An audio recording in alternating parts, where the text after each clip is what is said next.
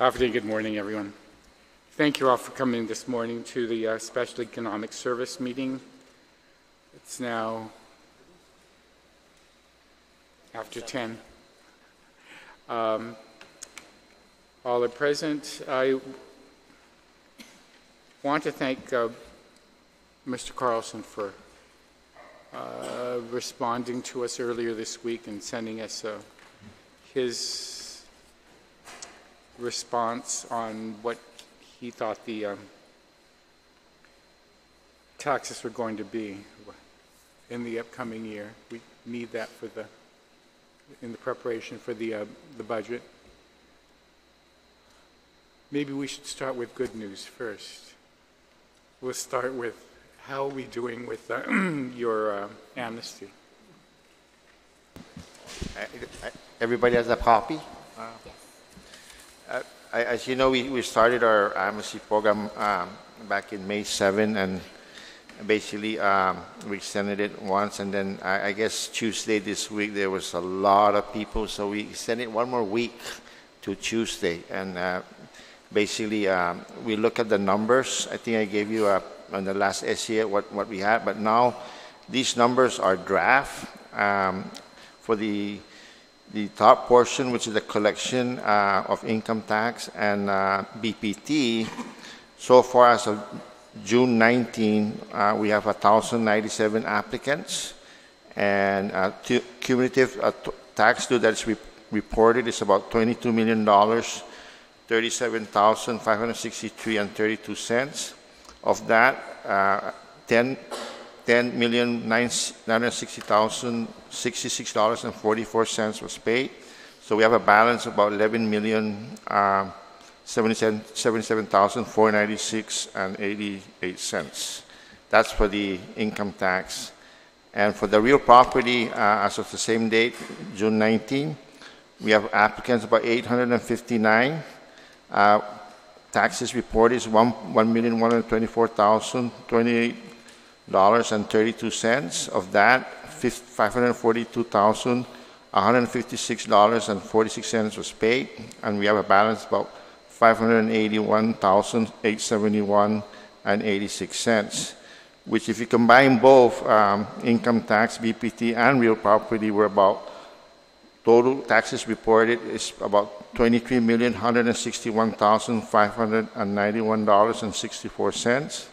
Of that total, $11,502,222.90 is paid, and we have a balance to collect by August 6 of $11,659,368.74. On the bottom is just a breakdown of the collection for income tax and BPT. So it's the same number on the top. We just broke it down by categories of taxes, and that's the numbers. I mean, if you look at the individual, we have 7 million, about 2 million or 2.5 million is paid, and we have about 5.1 million that's balance. And corporation, we have about 7.4 million that was reported. Of that 7 million, we have about 7 million paid already. So a lot of people are coming in and paying, and then about a balance of 370,000.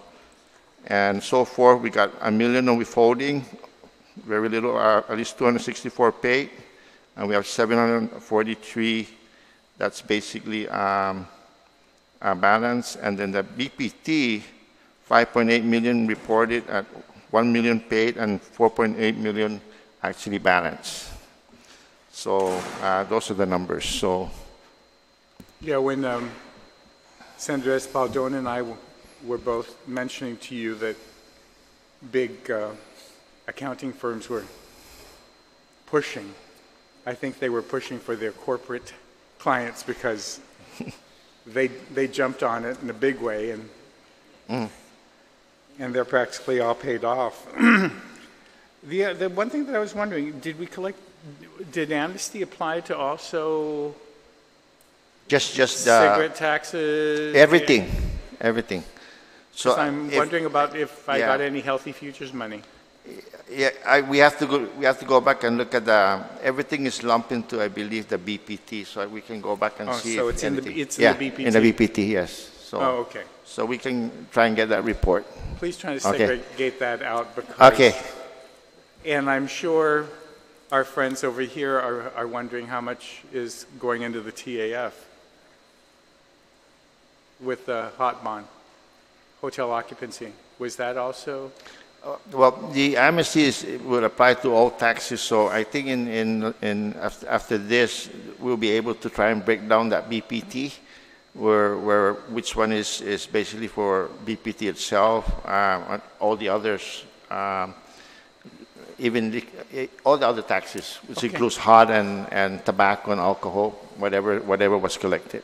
Thank you very much. This is a good report. Thank you. And We'll Has do it been the all breakdown. is it segregated somewhere that we know where it's Yes, because when they actually come in, they declare those things. But when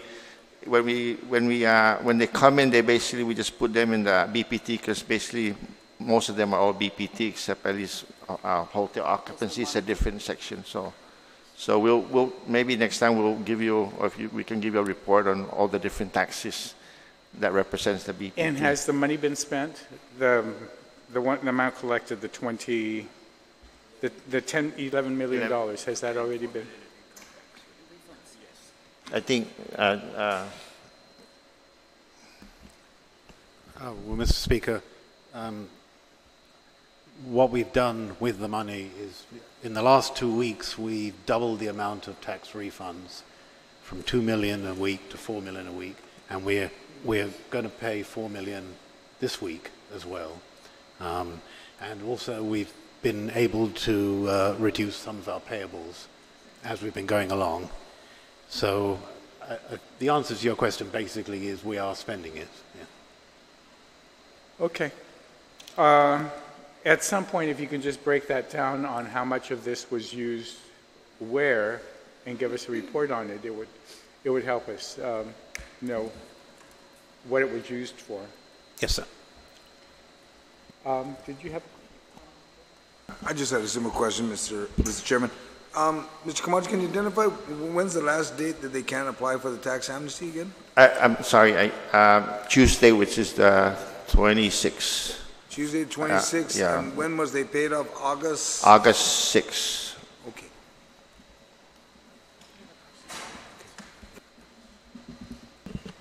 Mr. Camacho, I have a question kind of relating to what Senator San Agustin was asking. Once you extended the deadline, how many more applicants did you see coming forward in the extended time? We can get that for you. I guess for the first 3 weeks, how many from the 4th week to the end of the 6th week, and then also this 1 week, we can get that for you. I'm just trying to think about the potential for maybe even another extension. Is it, when you extended the deadline, and with what the speaker was saying, maybe there's an opportunity for individuals and businesses to kind of get their money in order and then come forward with the payments. So if we considered extending the deadline even an additional week or so, would that mean the same amount of increase of taxes? I know it's difficult to say that, but, or to think about that, but I wanted to know if that's even a possibility in your mind. Well, basically, let's go back. The first two amnesty didn't have a application deadline. It was, if you come in on the last day, basically you have the money to pay everything, then you qualify. You know, it's open from beginning to end. But you would still need to provide a 10% deposit. No. This is the first time we're imposing the 10%. So I guess the first time is that, you know, when we extended it, people were actually coming to our staff and me getting calls, as you know, all these businesses are calling that they need additional time. Then we extended it another 3 weeks. So Tuesday this week, the line was just super long, and so we decided to just extend it 1 more week. And so are you still receiving phone calls today? I think we're still coming in. People are still coming in slowly, and they're still. We're going to see an additional to these 23 million. I think this is as of 19, so today's the 22nd. So, you know, I think we're going to continue to, I think people out there are finding ways to you know, get that 10%, and you know, they have that ample time up to August 6th to get the 90%, but most of them are getting paid. Okay. So as you see, there's at least 50% already is paid. Thank you. And Mr. Byrne, you were mentioning that a majority of these payments that we've collected have gone out in tax refunds. How much more do we have in tax refunds that are due for us to be completely current? Well, I think Rev and Tax are still accepting tax returns, but we've paid just over 59 million in the current filing period. Has been paid out, correct? But how much more do we need? Well, we don't know the totality. Well, I think that's something Rev and Tax will answer, but I mean, our estimate is of the order of about 115 million. Okay, and 59 million has already been paid out. After today, yes, Okay. after today's payment. I guess that's he answered the question.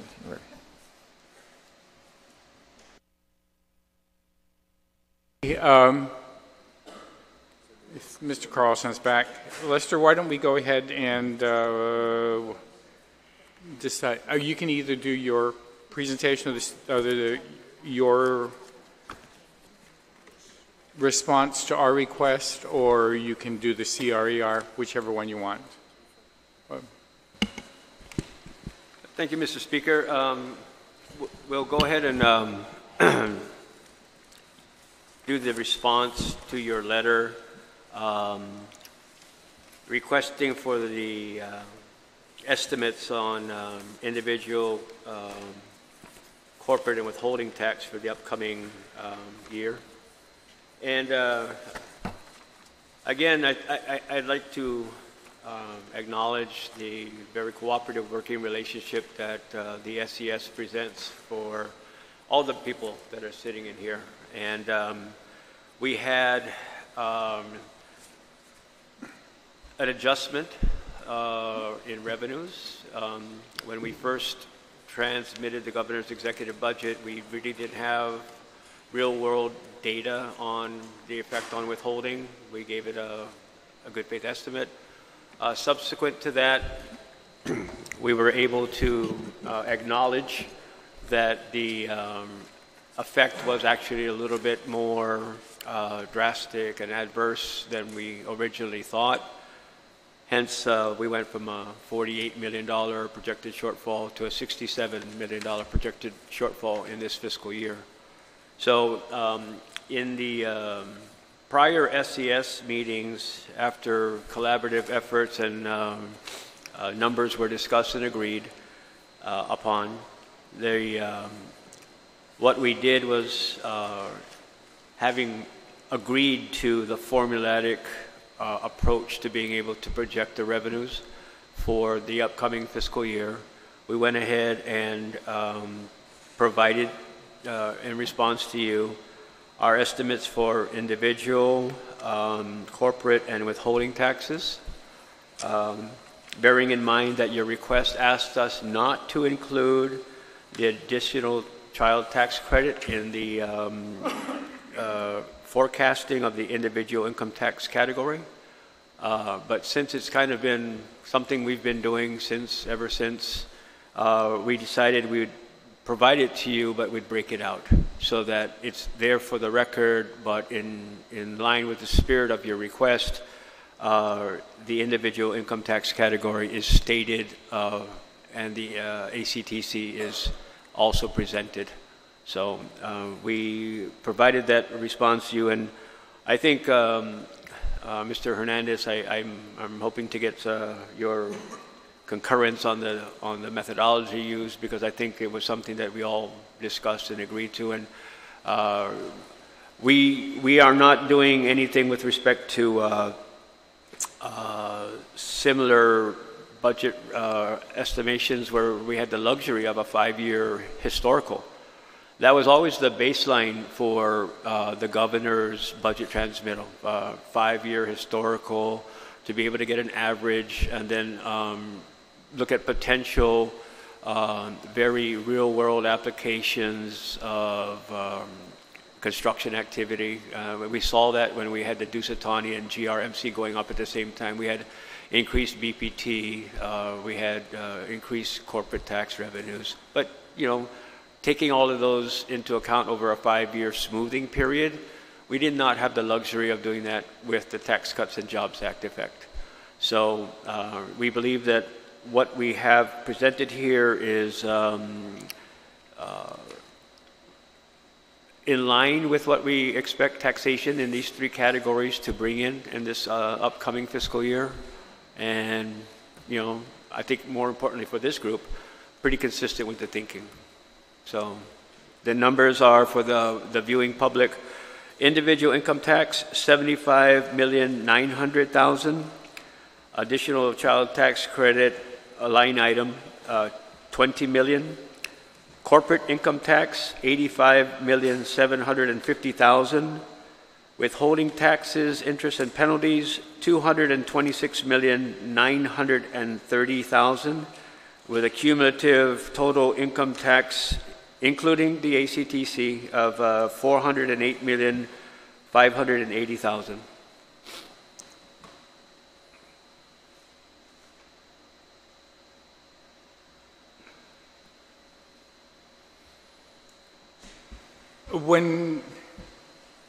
How much of a loss does that show?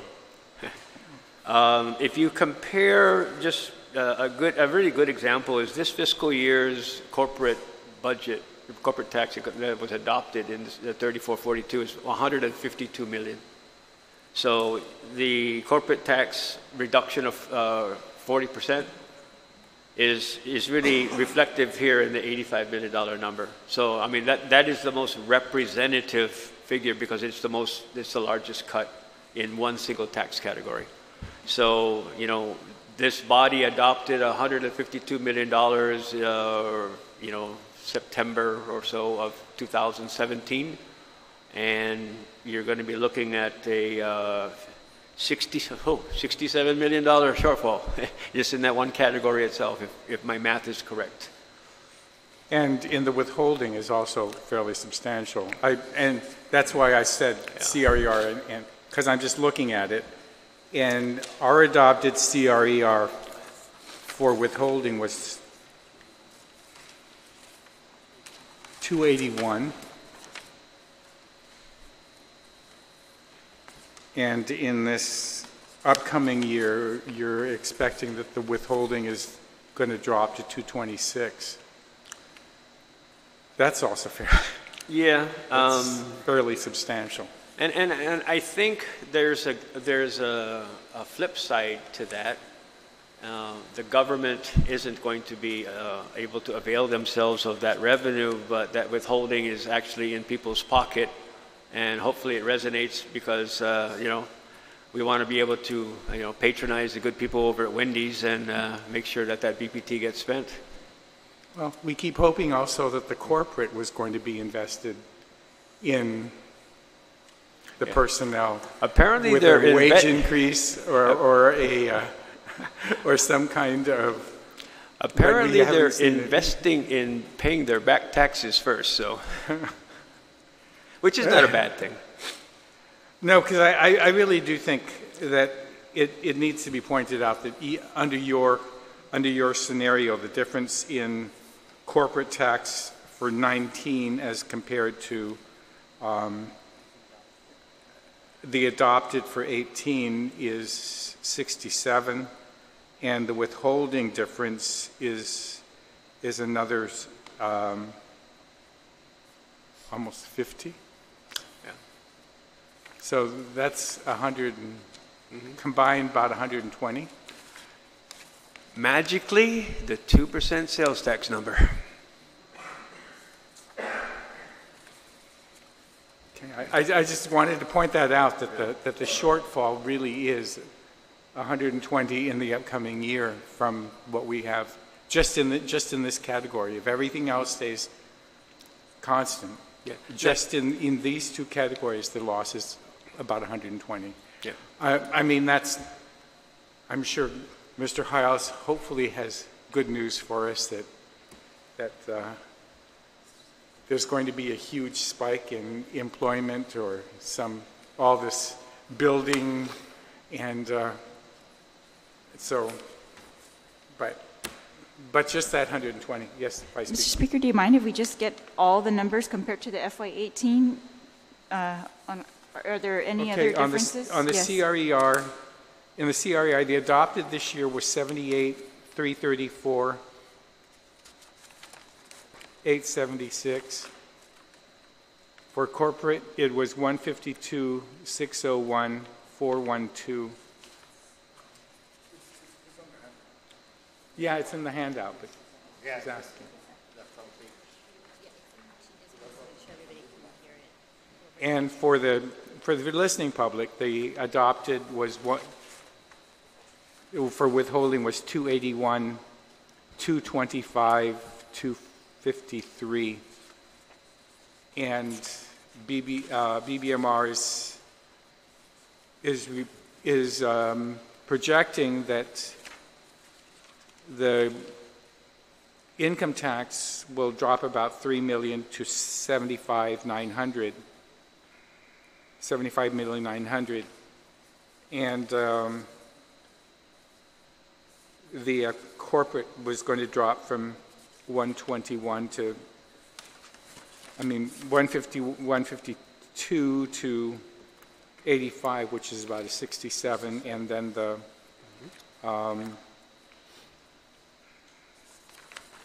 withholding was going to drop from 281 to 226, another 50 some. So about 120 loss, $120 million loss. Yep. Okay. That's why I wanted to start with good news before. And while we're on the CRER, on page 3 of the actual report, there is a tracking number that we utilized. That number is statutorily, if at the end of a quarter, that the tracking is 3% below or higher, then there needs to be a fiscal realignment plan that is put together and presented to the legislature. So in this reporting period, we're actually at 2.97.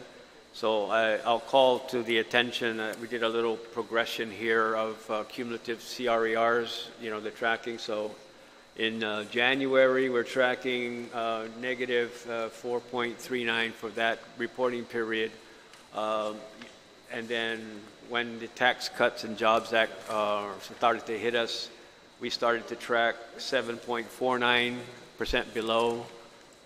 And then we started to make some adjustments, and then we started tracking 5.64.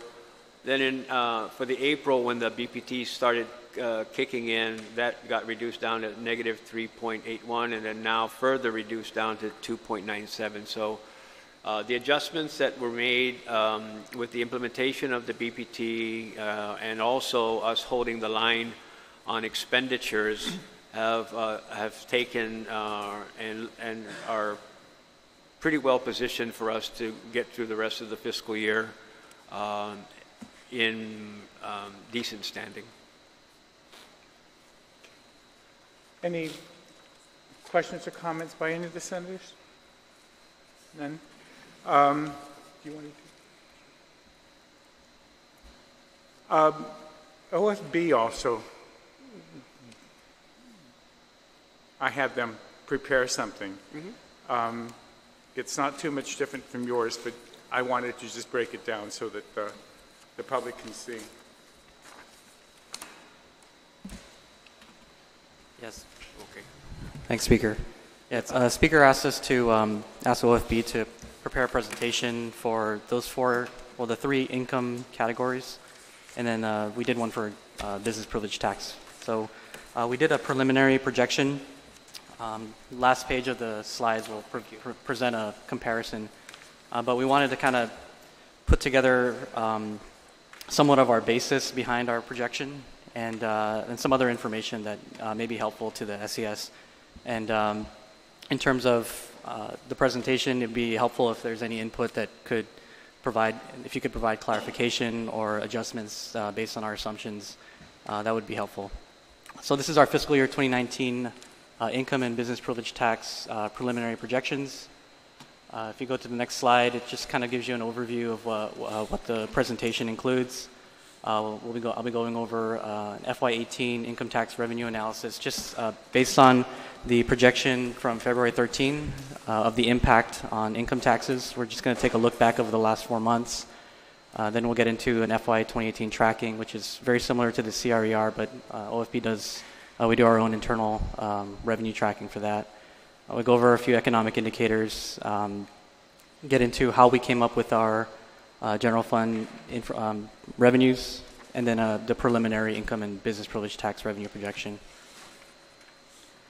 So the next slide shows the TCJA impact analysis. So for the 4-month period between February and May 2018, based on the February 13th estimated impact, we assumed that we estimated that for individual, corporate, and withholding, the total collections for that 4-month period would have been 149.15 million. Actual collections was 150.62. That's net of what was reported last SES of 13.2 million, which was non-recurring income tax collections.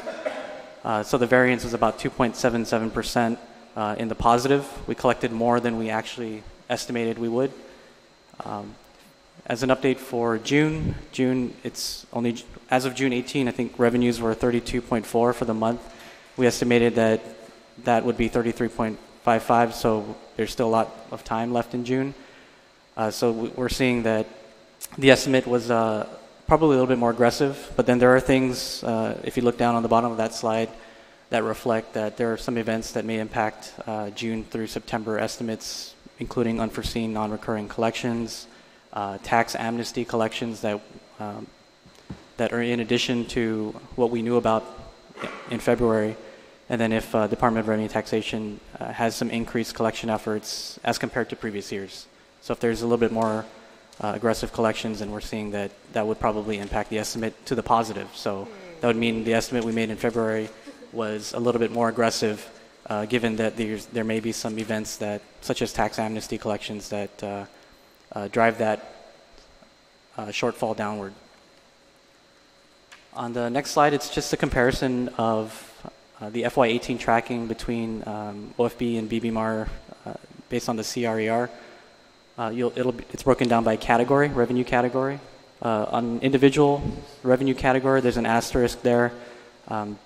We reduced the BBMAR CRER by 19.2 million, just so we can have an apples-to-apples comparison. So the comparison, on the bottom right side of the slide, you'll see that it's a variance of just 1.78% between both. So just pointing out that taking out the ACTC of 19.2 kind of aligns both OFB and BBMAR's tracking for FY18 for the remainder of the fiscal year. And this tracking is based as of May 2018, so we still have about 4 more months left to hone in on that tracking. And next slide we'll have is just some economic indicators we'll be going over and just kind of giving credit to where the data was pulled. We'll be going over real gross domestic product taken from the U.S. Department of Commerce, Bureau of Economic Statistics. Going over the current employment statistics taken from Guam Department of Labor, Bureau of Labor Statistics. I think this is as of April, the April report. And included in there, we'll go over employment and average weekly earnings. We'll be going over some construction data, H-2B data taken from the Department of Labor, Alien Labor Processing Division, and then building permit data taken from DOL, Guam DOL. I do have construction data in here twice, so that should be deleted. And then we have military appropriations and spending taken from GITA's website and usaspending.gov as of June 21st. And then just finally visitor arrivals taken from Guam Visitors Bureau. That was reported at the last SCS meeting. So next slide is just kind of a trend of real gross domestic product, that's GDP adjusted for inflation. So I just bring this up and note that there's been a growth, substantial growth between 2009 through to 2014, and then for the next 2 years, the growth rate went from 1% to 2% to about 0.5%. But I bring this up because when we talk about FY19 revenues, we want to make sure we establish some type of baseline. And so we expect that there be a continued growth of about 0.5% into FY19 as per the trend. And so that kind of gives us some justification, at least for establishing our baseline revenue. Next slide we have is taken from, again, Guam DOL. And it's just, these reports are done quarterly, and this shows just a progression or a trend of employment total. So the number of people employed on Guam, both private, public sector, and in private sector, all industries. And so in this slide, we show this just so that we can, the trend is that we don't expect, and I know that Mr. Howes will probably give us an update in the next week or two. For FY19, we don't expect employment to drop drastically. We hope for continued stability in employment, and that helps us in terms of establishing our baseline. And so the range for employment, we're looking at between 62 to 63,000 to hopefully continue through FY 2019. Next slide we have is average weekly earnings, which is taken from that same report, broken down by public and private sector. We'll note that, again, similar to number of employee, the count or number of employment, we see that the trend for both private and public sector, we're looking at that continuing to be stable. There is a slight uptick in the public sector wages. Maybe Mr. Howes can explain maybe what that entails. But we expect that through FY19 that we'll see continued stability in weekly earnings, hopefully, and we always hope that it would increase. That would help in terms of the government revenue collections for income taxes. The next slide here is H-2B workers average per year, and this is a progression or a trend between FY14 and what we project in FY19. This data taken from the DOL Alien Labor Processing Division, and so you'll note that FY17 and FY18 we had an average between 150 to 250 H-2B workers, and we all know that there's been large denials of H-2B workers. I think what I've been told was that it was we were at 0 for a few months there, so that drove down obviously FY18 tracking. But there is from the Alien Labor Processing Division, there is 2,020 applications submitted. I've been told that there's 650 applications approved by USCIS, and possibly another 500 to 600 related to the district court lawsuit that the judge has ordered would be or should be approved by USCIS. And so the expectation is even before the end of the fiscal year, we should probably see 1,000 H-2B workers, boots on the ground, by first day in FY19. And so you'll notice that the projection for FY19, given that there's 2,000 applications in, given that that we haven't seen a trend, what I've been told, there's not a trend yet of approvals, but the expectation is that we may have somewhere between 1,500 to 2,000 H-2B workers average per year for FY19, and so that's where our projection came from. We took the lower of the range, and we're expecting 1,500 average per year for FY19.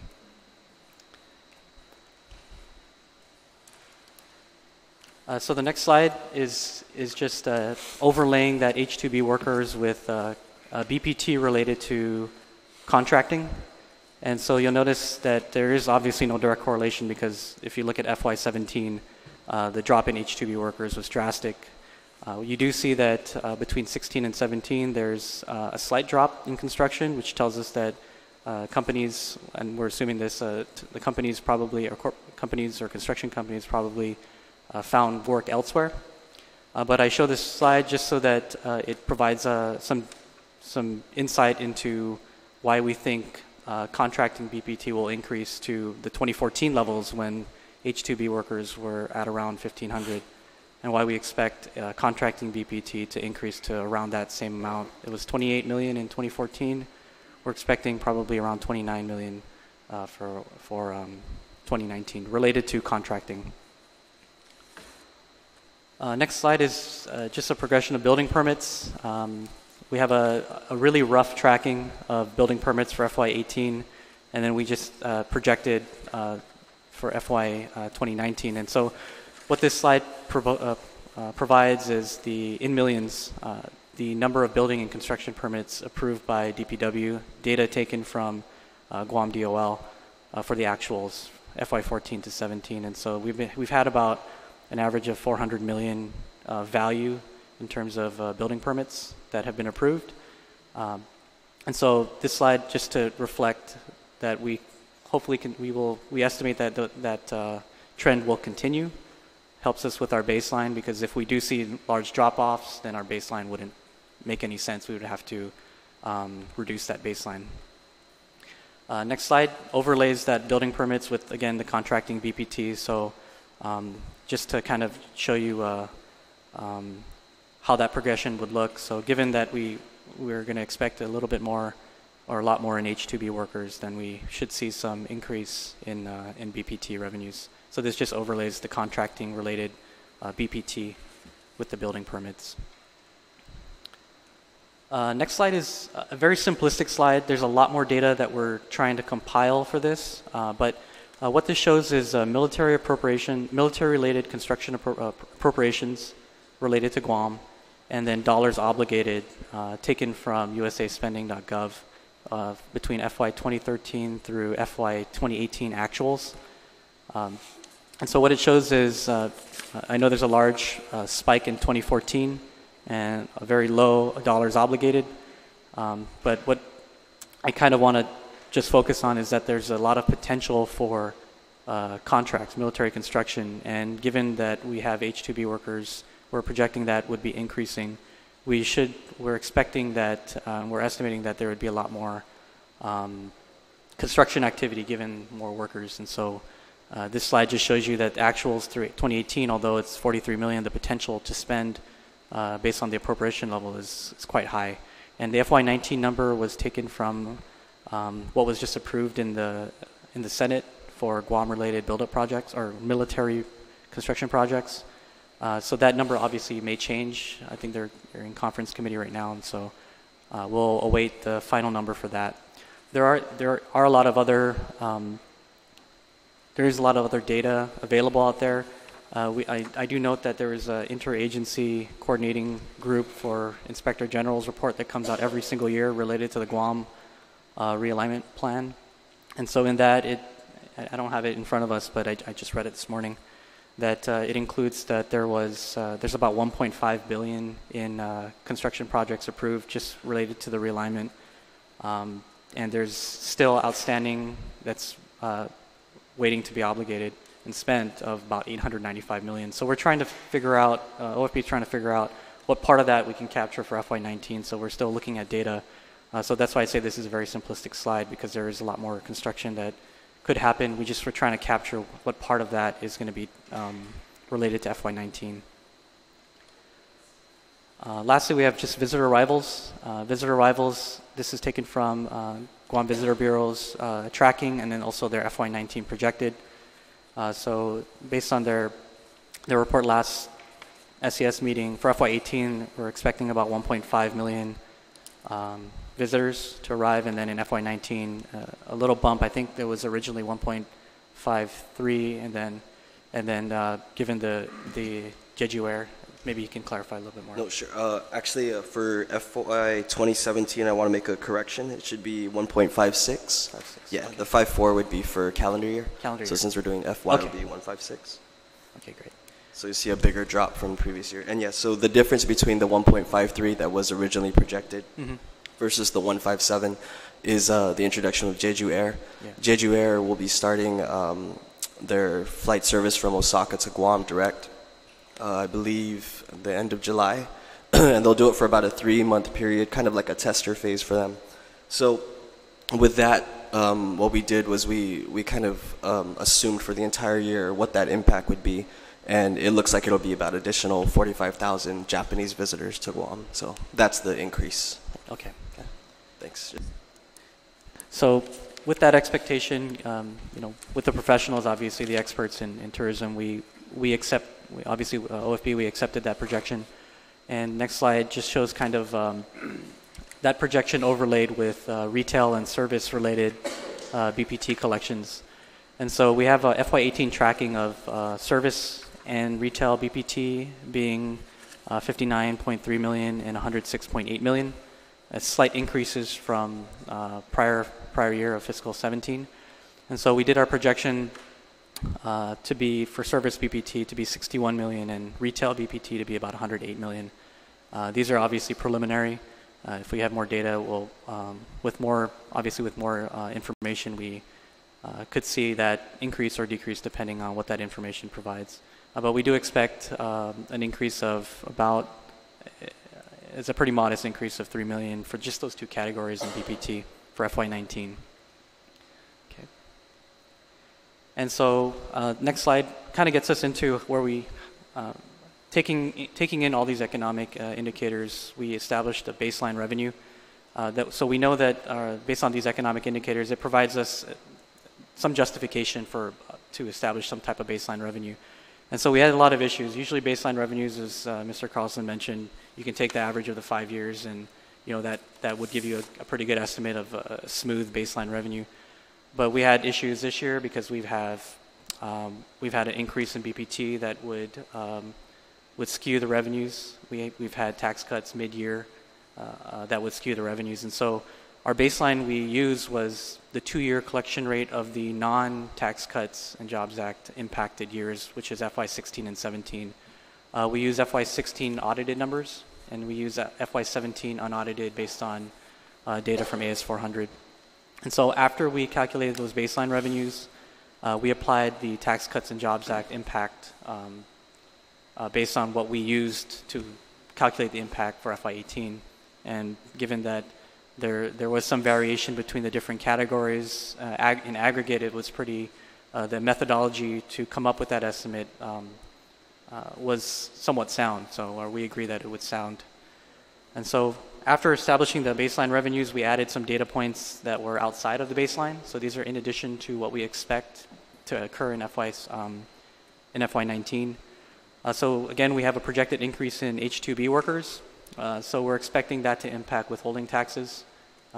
We used employment data for the weekly earnings for construction workers, and we applied that to come up with about 6 to 7 million increase in withholding taxes, just related to those 1,500 workers. We know that FY17 and 18, the numbers of H-2B workers were very low, and so we expect that the increase will be directly benefiting in terms of withholding revenues. With the projected increase in H-2B workers, we're expecting a construction activity increase, and so with contracting BPT, we're expecting that to increase about 5 to 7 million. Projected increase in insurance BPT, this wasn't really discussed yet, so there are 3 insurance companies that are within the next 3 years that if their QCs are not renewed, and there's an expectation because I know there's an executive order that there's a moratorium on renewing QCs. There's been one insurance company QC that dropped off in January. There's going to be another one for a domestic insurance carrier in November, and then the last one being one in May next year. And so we're expecting that with those QCs expiring and not being renewed, we'll see an increase in insurance BPT. We're already seeing that over the last 2 months. We've seen about 300 to 500,000 more. That's cleaning or reducing that 5% to 4% so we can get a good average. And so we're expecting about 250 to 300,000 more per month in insurance-related BPT collections. So it's about a 3 million to 4 million increase in insurance BPT if those QCs are not renewed.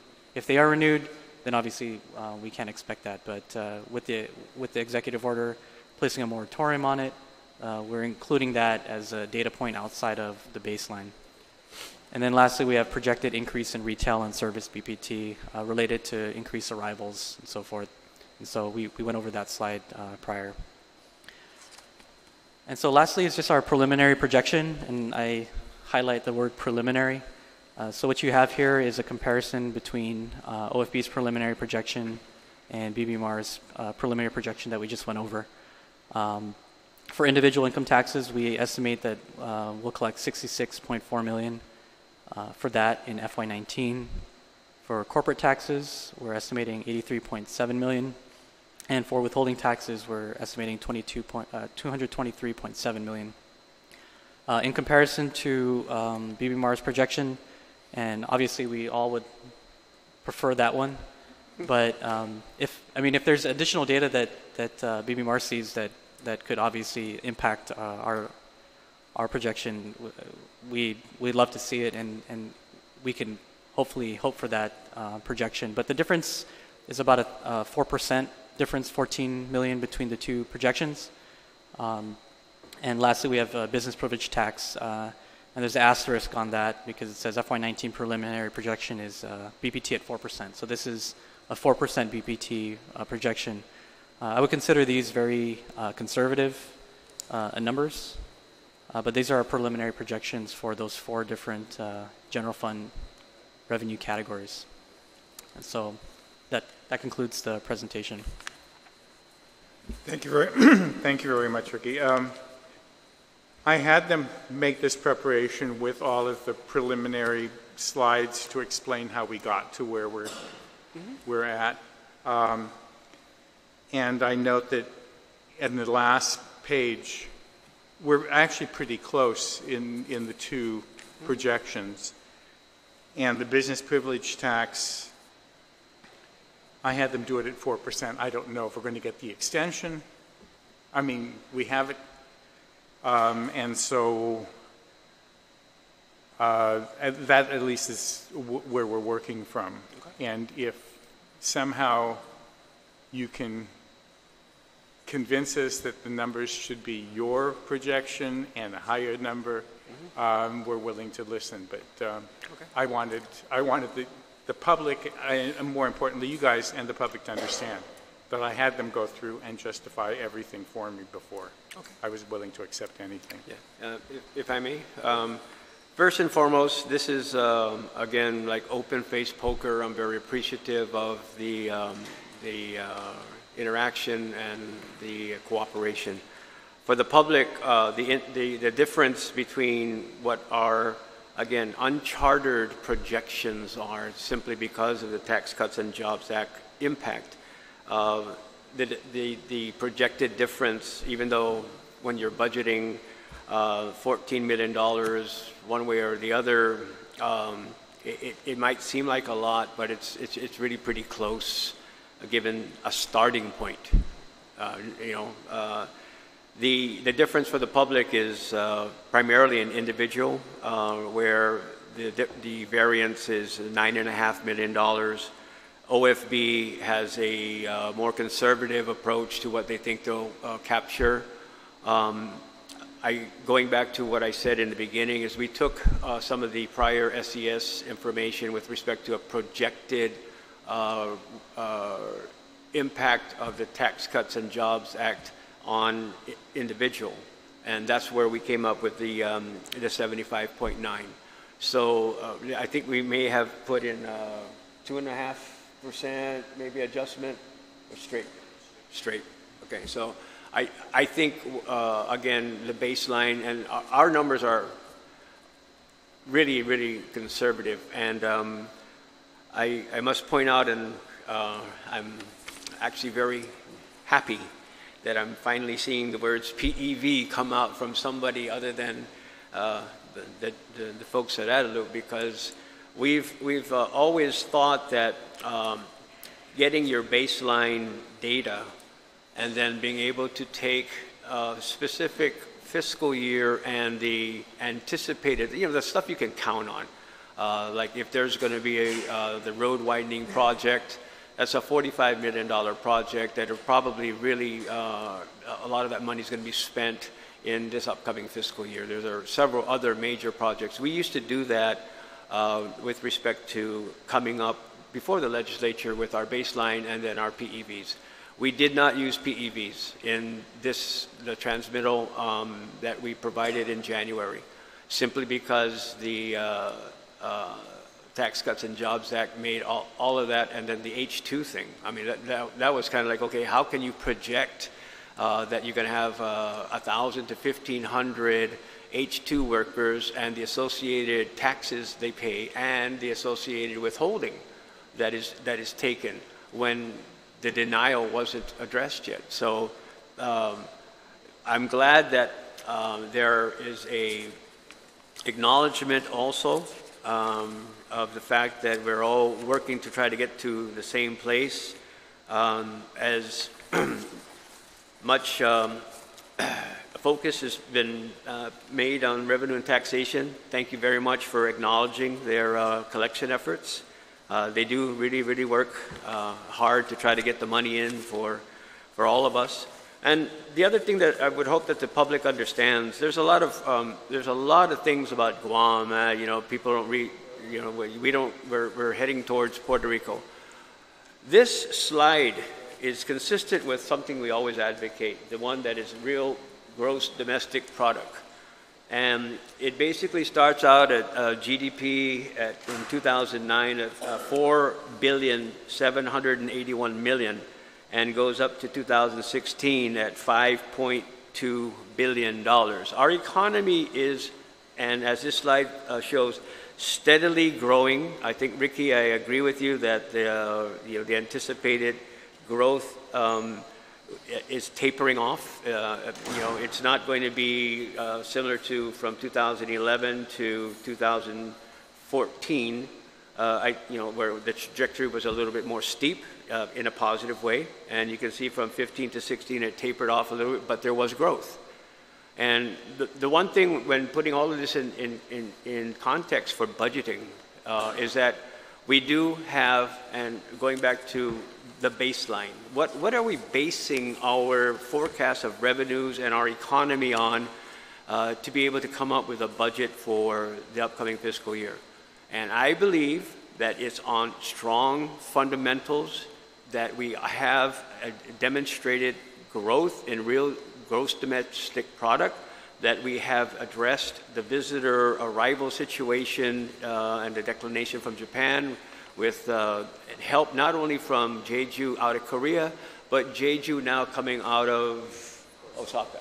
I mean, these types of efforts to be able to reinvent the wheel and to try to diversify, and taking a Korean-based carrier and having them do operations out of Japan, is really a testament to first displacement. And today's a great example. This is beautiful where we live, and today's a shining example of how beautiful and how attractive Guam is.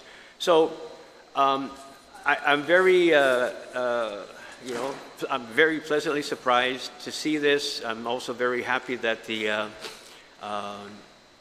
outlook from OFB does mirror a lot of what it is that the fiscal team collectively sees. I thank you for some of the things that you added here, because they don't normally get added, and it's refreshing, so that when we do get into this budget discussion, at least we have this meeting as a beginning point, and some of the other stuff, like from a baseline standpoint, hopefully we can establish that, so we're more progressive in being able to look at other things, like after everything's said and done, in those tax categories, our difference is $14 million.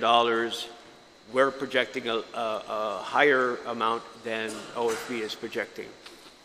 But without the godsend from the Supreme Court that came today, allowing for states to begin assessing sales tax on internet purchases, we're still basically in a situation where we have to make up revenues that we used to be able to count on.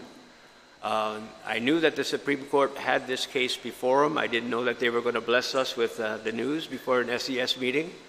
But the ability for everybody in the United States to be able to take, and in all fairness, assess sales tax on a good that you are purchasing online and apply that universally.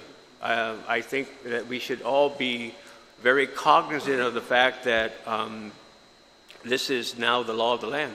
So I hope that when we get into further discussions on revenue as it pertains to sales tax and the like, that we bear in mind that even though Mr. Hernandez has taken the inclusion of 1,500, or was it 1,000 H2?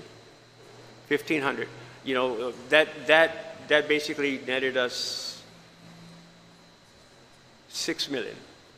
Folks, we got a long way to go. We're going to really appreciate those 1,500 workers and what they're going to be doing to contribute to the long-term, growth with the military buildup. But the net impact is $6 million. It's a step, a positive step, but we have a lot of ground to make up. And I think you concluded your budget hearings, and there is a lot that the government has to provide to the people. There's a lot that the legislature has required different agencies and departments to refocus on, address, or maybe start beginning new efforts into, and those take resources. And so I would hope that when this budget discussions for fiscal 19 begin, that we bear that in mind. We have an opportunity for fairness, for equity, and the application of a Supreme Court ruling to dictate how it is that commerce is addressed on Guam, consistent with the United States, and particularly the collection of taxes associated with that commerce. So, thank you very much. Any other comments? Senator Morrison. Thank you, Speaker. Thank you for the presentation. I just want to find out if OFB or BBMAR can explain with the 29 projections, was the sales tax 2% factored into these projections? When we are internally looking at what it is that we're going to have available, it's a separate line item. It's not baked into BPT, which we're not discussing today.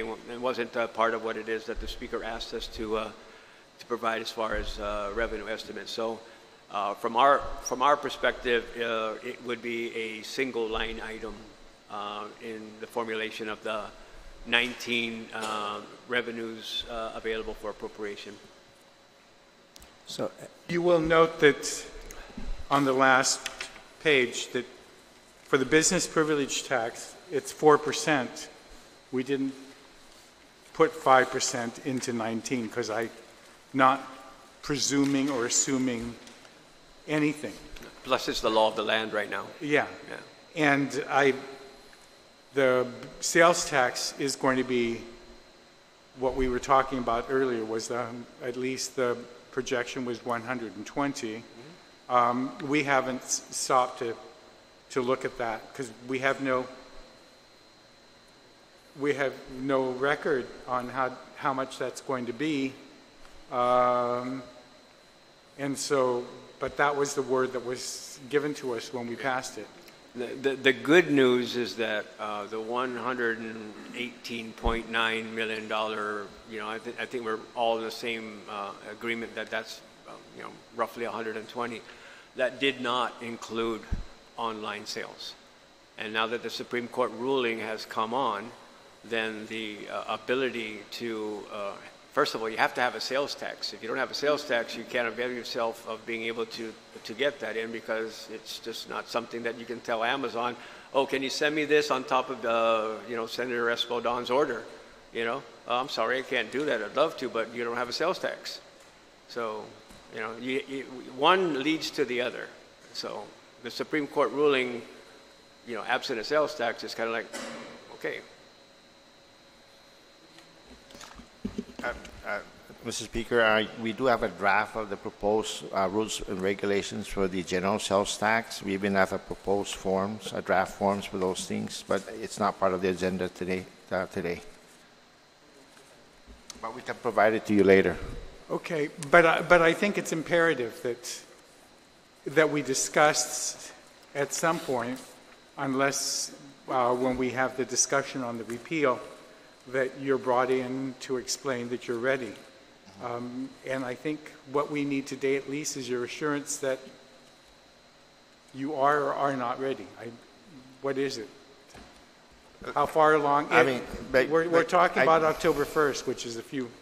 Yes, I think when the law passed, we basically agreed that we come up with the proposed rules and regulations. We do have that now, and I think with the presence of the Senator Joseph Augustine, our chairperson for our department, we wanted to actually talk to him and have him over the proposed rules and regulations. And I think those were the initial discussions after the passage of the law. So, but we have it ready, so we can actually give it to you and all the senators today if you wish.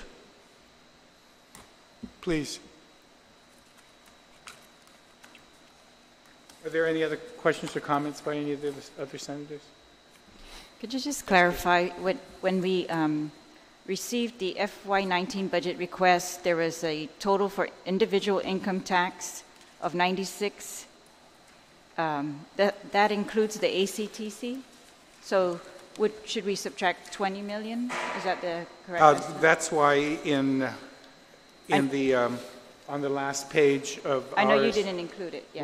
We subtracted it. But I want to know on there, so their FY19 budget request estimates, we should, I just wanted to know, the 96, if you took out the ACTC, what would that be? When we take out 76? ACTC, we're roughly the same neighborhood. 20 million, all right. And then so the way of seeing this is the corporate, if you compare these projections for FY19 to the FY18, even the fiscal realignment plan projections, it still looks like for corporate FY18 FRP was 124 versus this projection now of 83 or 85, quite significant. And the FY18 FRP estimate for withholding was 247. And I guess if it was 73 for the individual minus 20, maybe would be 66. So the individual seems similar, but the others are lower than the FRP for FY18 estimates. Is that correct? Yeah. I mean, you know, it was basically, remember the FRP is for the remaining of this fiscal year. So of course, you know, we had the luxury of collecting taxes at the old rate before the Tax Cuts and Jobs Act came in. So it's like buying ice cream and you get the half and half, you know, you got the vanilla, the hopscotch.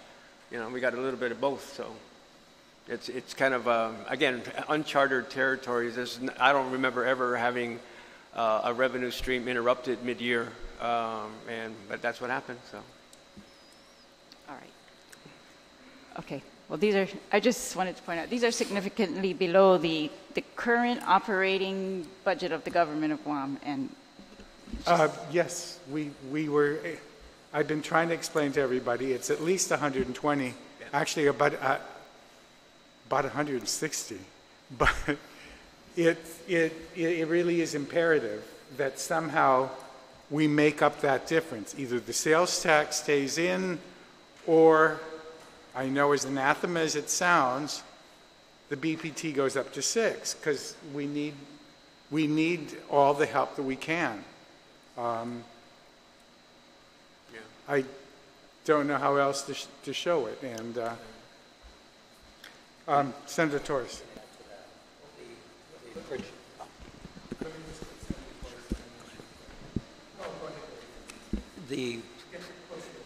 the projection on the employment and wage component, which feeds into GRT as employees spend the wages, and the income tax withholdings appears reasonable based on current law. However, if the sales tax was removed and not replaced with something else, and there was a $120 million shortfall that required reductions in work hours or layoffs, then the employment would, and employees' wages would decline significantly enough to adversely affect the economy. And that would remove the growth in the economy.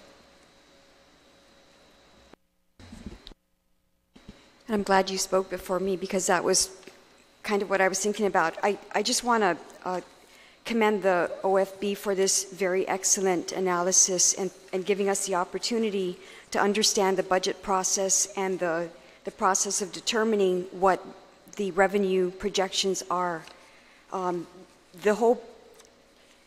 The task now for the legislature and the administration is to come up with a fiscal year 2019 budget, and my thoughts in coming out of this is what we're looking at is between $120 million to $160 million reduction in the budget from fiscal year 2018 to fiscal year 2019. And so while we're looking at possible scenarios that could affect that revenue amount up or down, give or take 10 to 14 million, what we're not talking about here is that we have to approach this from the perspective of how are we going to cut the budget and cut our expenditures to match the decrease in revenues in the amount of about 120 to 160 million dollars. I think that first and foremost is what we have to reconcile going forward. How are we going to cut? Because I'm a little disappointed that given the decision by the Supreme Court that, or was it the Supreme Court? Given the decision by the Supreme Court that just got on the news, that came out on the news this morning, that those companies that deal with online sales can now compel, a state can compel them to collect taxes for them. This whole issue with taxes is not the solution necessarily. I mean, we can't just say because we're short, we're going to tax our people more.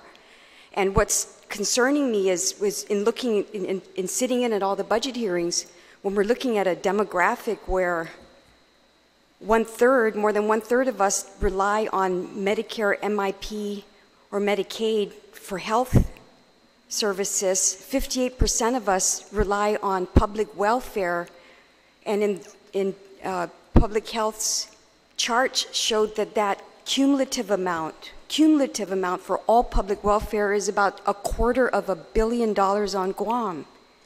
So, to just say that we're going to make it up by collecting this tax, which now is a gift from the Supreme Court decision, I think is not a very responsible course to take coming out of this meeting. What we're really talking about is how are we going to address a $120 million shortfall, and it's not by breaking someone else's back just a little bit more. I think that I wouldn't want to be a part of that process, and I'm just echoing that sentiment now. The daunting task now is how do we deal with $120 million or more, less than what we thought we were going to play with. And then number two, if there's ways to capture revenues that won't break an economy where 58% of us are poor, poor to where we're receiving public welfare assistance, that's really the task that we have. And I just wanted to bring that reality back, because as I'm listening to all this, and thank you very much, OFB and Ricky Hernandez and Speaker Cruz and your crew for putting this very excellent analysis of what we're really talking about. It's not as easy as I need this, therefore I'm going to collect from somebody that I can't squeeze anymore. And that's why both of us made these presentations today, is to bring everybody back to the reality the Trump Tax Act is costing us about $120 million in revenue that we thought that we had. And I purposely had public hearings with every single government agency so that all the members could ask and hear from each of the agencies, what is it that you guys are going to propose to cut? Because the job of what is going to be cut really shouldn't lie just with Lester putting caps and people coming in with, no offense, with a couple of the last ones, unrealistic projections. I mean, but it also is on us, all 15 of us, what are we willing to do without, and take into account Mr. Harl's presentation, if it's going to cut, if you're going to live with 120 million shortfall, and it's going to cut back on the number of employees, then that's going to have an impact on the economy, which is going to have an impact even further. So those are the real decisions that we have to make, and it's hard. And that's why I wanted everybody to hear everything, and why I asked everyone to come forward with a zero base from the bottom up. Tell me what you, and all of us together are going to have to say, well, you're going to have to do without the ice cream cone, or you're going to have to do without what? You know, just DOCs was the one that I was most upset about. How, you know, what are we going to do there? Because we have, and behavioral health and wellness. So, you know, it's, as you put it, there are a lot of really hard decisions. And I just wanted to point out today what the revenues are, so that you all have a chance to think about it, about how we're going to make up that difference. Because that difference is programs and people. I'd like to add too that Senator Torres, you're absolutely correct. Nobody on this side, even though I really like the table because it's all one, we recognized when we submitted the fiscal realignment plan that there had to be a reduced government footprint. So I think it's part and parcel to the budgeting process that understanding what each department is able to, should be getting to be able to provide their core functions, and then taking a look at the revenues that holistically are available to support what the legislature believes are core governmental functions that require the funding. And in these times, there probably will be something that's left out. And that's the reality that we're living in this fiscal year. And, you know, I got a request from one of the agencies that immediately responded to the request to take a pro rata cut in their general fund budget, asking for reconsideration and the release of about $400,000 of $1.4 million, which was their pro rata cut. And I had to say no, because we're holding the line. We just have to get through this fiscal year while there's a reassessment of the priorities of the government of Guam that basically becomes law, and then the funding to support those priorities is discussed and agreed to, and it becomes the budget. So for the listening public, we know that there might be some curtailment of services, or maybe delaying some much needed services, but the reality is that we can't do everything we used to do, and we probably have to be extremely judicious this year.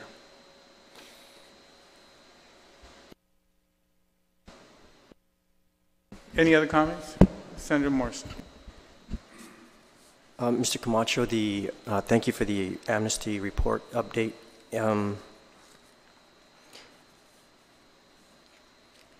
I understand that there is an extension. However, the deadline for those that have applied for the program all dues will have to be collected August 6th. Yes. Would you be able to provide a revised report that would, because we've always been talking about these outstanding taxes that are owed to this government, and I appreciate how you categorize those items that those who are applying for the amnesty program. Would you be able to revise that? I forgot what the number was pre-amnesty. What was out there? Was it 140, 150 million? You're talking about the receivables? Yes. Yeah. I believe we have about 160 million, I think, in collection branch right now. But I'm sure many of those applicants out of the 2,000. Yes, that's why we're doing that right now. We're trying to basically allocate what represents receivable and what represents delinquent returns. I think there's a big portion also of this amnesty that represents delinquent returns, meaning people who are non-filers that are coming in. And a big piece of that is penalties and interest, right? Yes, we'll try and get those numbers to you. So it will be good to know what's really outstanding. So when we refer to what's out there, because this notion that we should just go and collect, and again, we need to know after the amnesty what's the accurate figure. We will know what we're referring to, because we jump around with these numbers and what's outstanding. And I appreciate what the amnesty is doing right now. At least those applicants are coming, maybe part of part of this program, but part of the what's outstanding. And we need to know what those figures are if we're looking for additional resources. But I'm sure there's uncollectible, those that are uncollectible. You stated earlier those that are still in the adjudication process with courts and payment plans, right? Yes.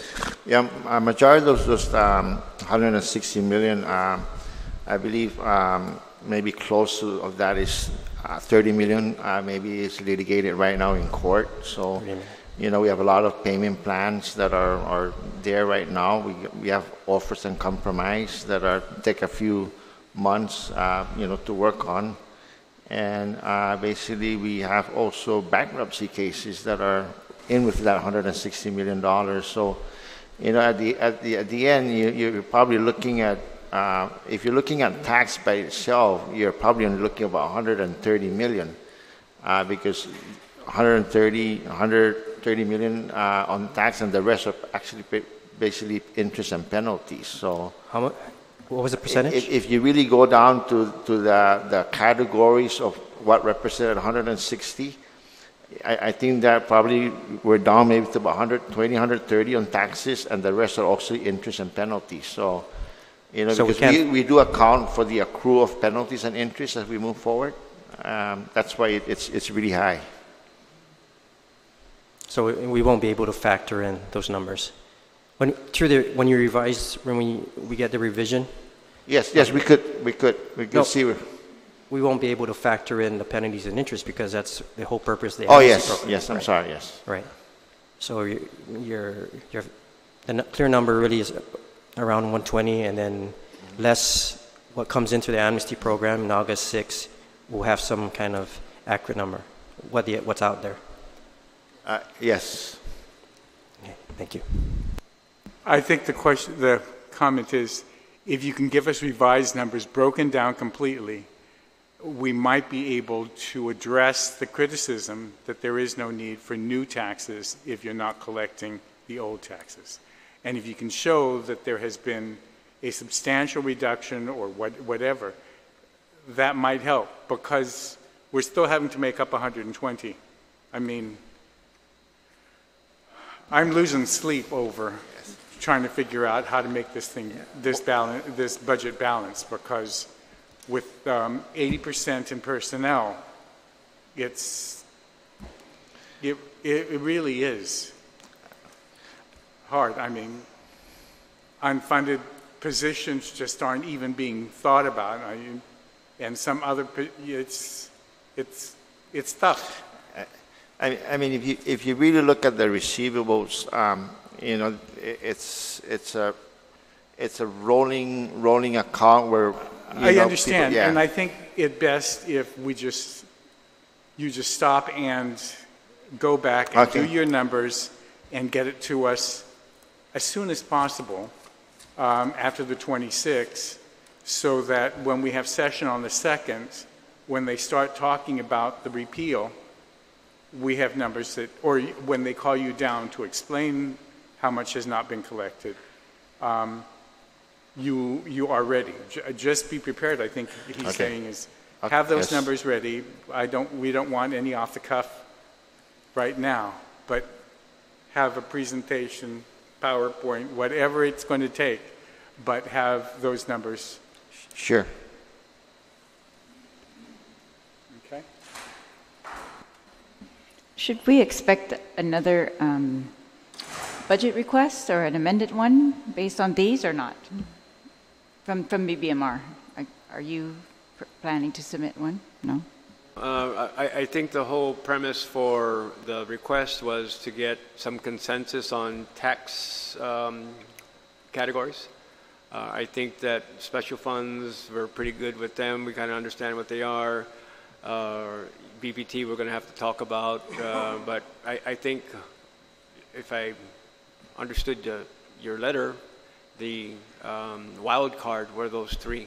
And so you wanted to kind of figure out what our thinking was to be able to then begin the process. And now I know why you asked for the letter earlier on in the week, so that Ricky could have the compare and contrast. And again, I mean, it's a great beginning, because we all understand there are a lot of positives, but at the end of the day, we got our collective work cut out. I think the Vice Speaker is asking, do we toss the budget back to you and say, rewrite it with this new revenue? No. Or is it here now, and are we supposed to figure out where we're going to cut? I think that's the latter part is true. The governor put in his proposal. We submitted a fiscal realignment plan, and now the kind of like the collective balls in the legislature's court. But we're here to work with you. So. Just want to clarify, Speaker. The report that we did was just on those 4 categories, so we're still working special fund numbers in the other general fund categories. So those numbers are still moving. Yeah, there's nothing major that's happening there. It's about 226 million of special funds. So we're working on those numbers still. Okay. Anything else? Anybody else want to add? Again, thank you. We're going to review your proposed. If we need to, we'll call another. But I think we have session in a week and a half. So just be ready with any numbers that you guys can get together, because I'm sure there's going to be some questions.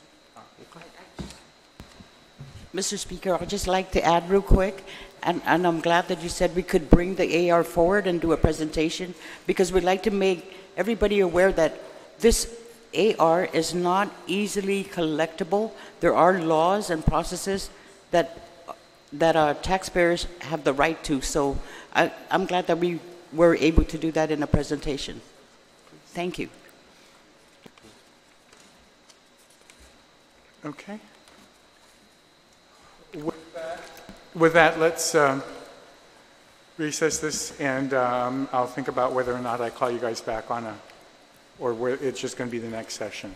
Okay? Okay. Thank you. Thank you.